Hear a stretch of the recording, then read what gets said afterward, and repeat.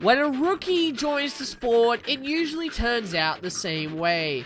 They make a great impression, but it's clear they need another season or two for their talent to really prosper.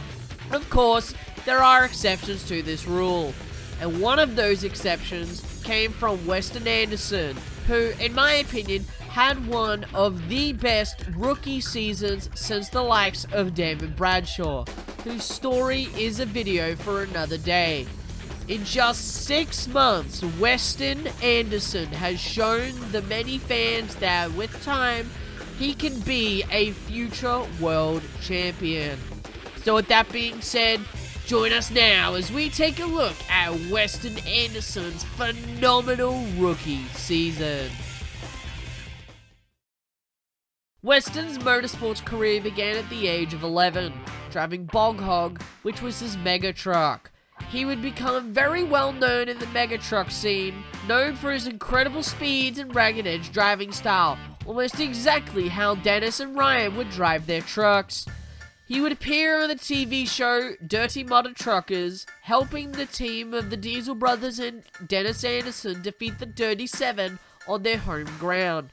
Weston would also be at the Mid-America Outdoors Show, and in the Monster Truck event, he would set the unofficial world record for the longest jump in a mega truck, and would lay down an unbelievable freestyle and one of the most violent crashes I've ever seen to cap off the show.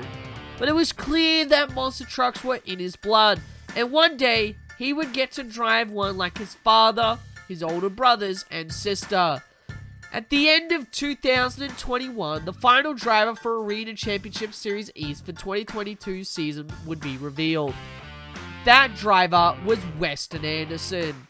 Many fans, including myself, were very surprised but extremely excited to see Weston get his first taste at driving a monster truck in competition. Everyone was all excited for the season to begin. North Charleston was Weston's first event, and it went about as well as the usual first event goes. He took home his first ever victory in the Skills Challenge on Saturday, and on Sunday, he would win freestyle. Coming out of week 1, it would be Cody Saucier and Dragon leading the series with 55 points, followed by Weston Anderson and Gravedigger with 46. A 9-point difference separated the two drivers, but Randy Brown, who filled in for an ill Armando Castro and Brianna Mahan, weren't far behind. It was a great week for Weston, winning his first ever competitions and being second in the series point standings. He had a great team behind him, and his truck was Gravedigger 33, which formerly was Morgan Kane's truck. So Weston needed to buckle down for that series championship. Next up was Greensboro, North Carolina. We got to see Armando Castro return to the driver's seat and win both skills challenges.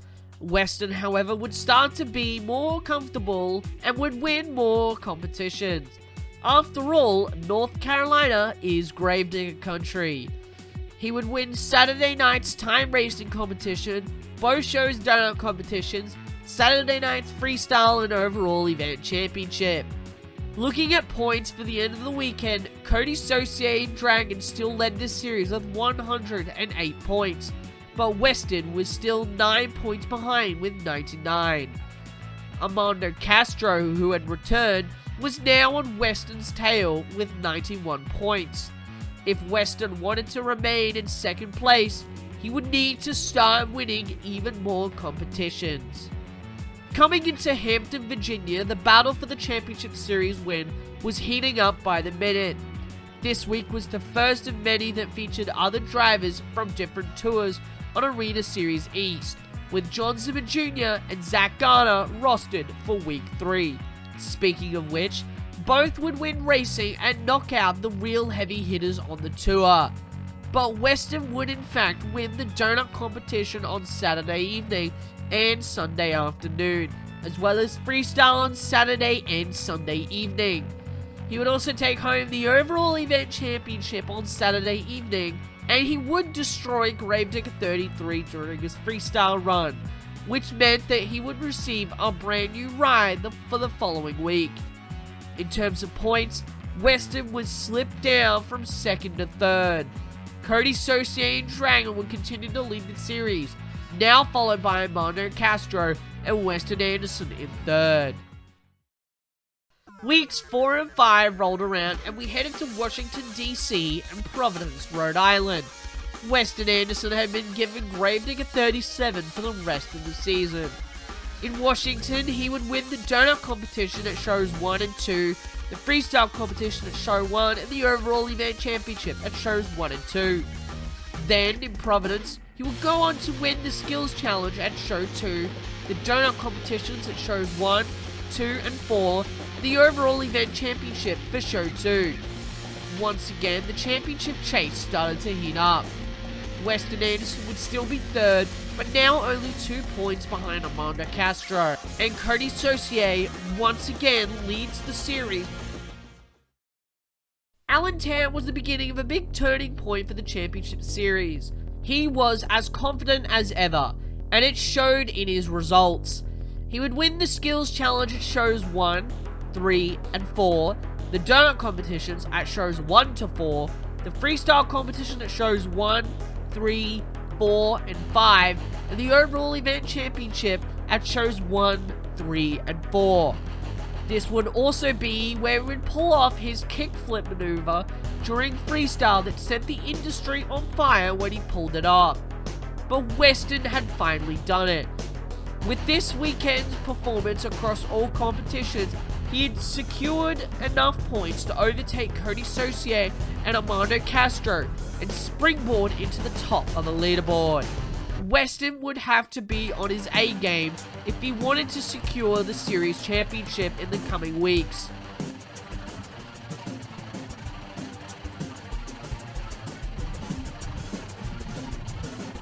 And if you thought Allentown was digger domination, Little Rock was full of it. Weston Anderson would win every competition except for racing at both shows, and would take home both overall event championships. Week 9 was the halfway point of the series. Weston had in the last 2 weeks springboarded into first place and planned to keep his championship lead. He would go on to win Show 2 Skills Challenge in Louisville, both freestyle competitions, and the overall event championship at Show 2. Looking at the standings, 2 things became clear. That Weston Anderson was looking like he was going to run away with the series championship, while Armando Castro and Cody Saucier would joust for that 2nd place spot in the point standings. Week 10 in Hartford, Connecticut was also nothing short of digger domination. He would dominate the racing and donut competition, earn all 3 overall event championships, Show 1 and Show 3 skills challenge wins, and Show 1 and Show 2's freestyle competitions. And with the way Weston had been performing each week, nothing was slowing him down. Week 11 in Greenville didn't treat Weston as kindly as other weeks. He would still take home competition wins, but definitely not as much as other stops. He would win Show 2's racing competition, Show 2 and 3's skills challenge, Show 3's donut competition, and the overall event championship at Shows 2 and 3. He'd be consistent enough to extend his points lead even further. Week 12 in Albany was what we've come to expect from Weston. Consistent and dominant. Weston would take home the skills challenge wins in shows 1 and 2, the donut competition from shows 2 and 3, all 3 freestyle competitions, and the overall event championships from shows 1 and 2. Week 13 would be where Weston Anderson would do the unthinkable. With the points that he had earned by winning the skills challenge at shows 2 and 4, winning the donut competition at show 2, winning the freestyle at shows 2 and 4, and claiming show 2 and 3's overall event championships, Weston Anderson had successfully clinched the Arena Championship Series East Points Championship. It was now mathematically impossible for Weston Anderson to lose his championship. He would go on to dominate Macon, winning 2 racing competitions, 2 skills challenge wins, 2 freestyle competitions, and all 3 overall event championships. Then the following week in Evansville, he would go on to win 2 skills challenges, 2 donut competitions, 2 freestyle wins, and once again, all 3 overall event championships. The final week arrived, and while Weston didn't win as much as he had in previous weekends, it didn't matter. The official point standing for Arena Series East saw Weston Anderson win this series with 1,134 points, followed by Armando Castro a whole 141 points behind. Cody Saucier finished 3rd, Brianna Mahan finished 4th, Chad Tingler in Stone Crusher had finished 5th, and Shane Frieden Hooked had finished 6th. Weston had punched his ticket into the main field for his first ever Monster Jam World Finals. When it came down to qualifying, Weston had placed 16th, which was pretty good for a rookie. Racing was completely different to qualifying due to the track conditions. Weston would defeat Jamie Garner in Overboard and was looking strong in round 2 against Tom Mance in Max D, the fastest qualifier. But due to missing the landing ramp on the over-under jump, he would slide down and almost hit the wall. For freestyle, Weston would have a tough battle and go out 2nd, but he laid down what looked like a championship contender run, but rolled over after an over-rotated backflip. He would finish 13th in freestyle. Since the World Finals, Weston has been competing in select Quarter 2 shows, and he has been kicking butt ever since. Rookie seasons are very easy to overlook, especially when remembering such an amazing driver. Everyone has to start somewhere, and there's only one person that has had a season that rivaled Weston's absolutely phenomenal rookie season, Damon Bradshaw. From a world title contender in Supercross to a world champion in monster trucks, and I'm now starting to see the same thing with Weston Anderson. It took Damon Bradshaw 3 years to win a world title, and Weston's only in his first year. Without question that Weston will go on to become a world champion. And if it happens soon, then he will officially become the youngest world champion in Monster Jam history. That would also make him the greatest rookie of all time.